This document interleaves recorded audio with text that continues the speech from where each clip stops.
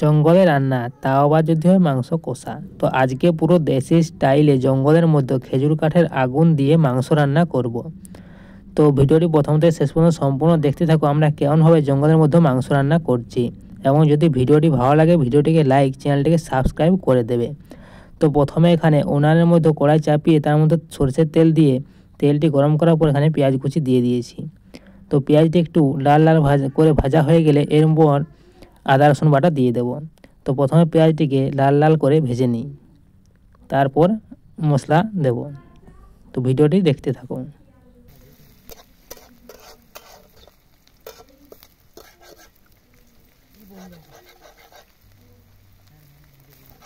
জল আসছে কি করে বলো না।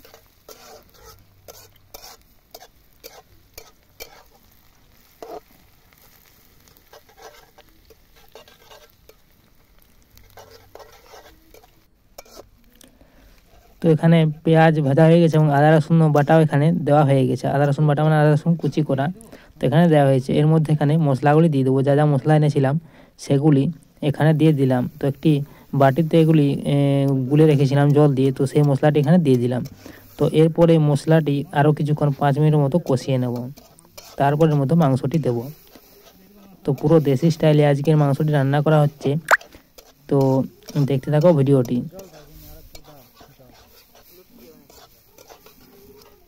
তো এখানে কিছুক্ষণ কষার পর এর মধ্যে হালকা করে জল দিয়ে দেবো, যাতে মশলাটি কড়াই না লেগে যায়।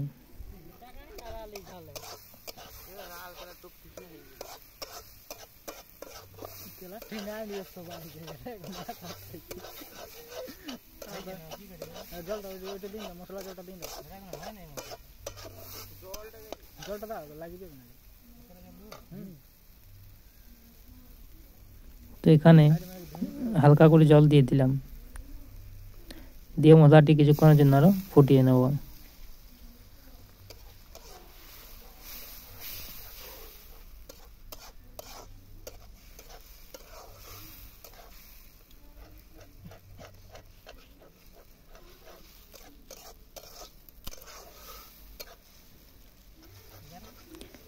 তো এখানে মশলা কষা হয়ে গেছে, এরপরের মধ্যে মাংসটি দিয়ে দিই, যেটি মুরগির মাংস। তো এখানে দিয়ে দিলাম, এরপর এটিকে কষতে থাকো মাংসটিকে। তো এখানে মাংসটি দিয়ে দিলাম, এরপর ভালো করে মাংসটি ভেজে নেব। তারপর জল দিয়ে ফোটালেই মাংস রেডি হয়ে যাবে। তো এই যে এখানে মাংস কষা হয়ে গেছে, এরপরের মধ্যে হালকা জল দিয়ে আরও 10 মিনিট ফুটিয়ে নেব, তাহলে মাংস এখানে আমাদের রেডি হয়ে যাবে পুরো দেশি স্টাইলে। তো এখানে দেখতে পাচ্ছ মাংস পুরো রান্না রেডি হয়ে গেছে। তো ভিডিওটি যদি তোমাদের পছন্দ হয় ভিডিওটিকে লাইক, চ্যানেলটিকে সাবস্ক্রাইব করে দেবে।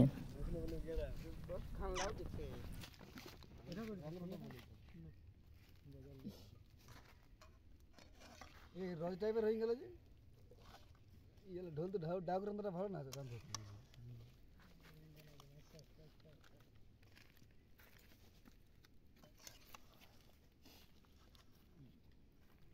ধরতে একটা 5টা পাতা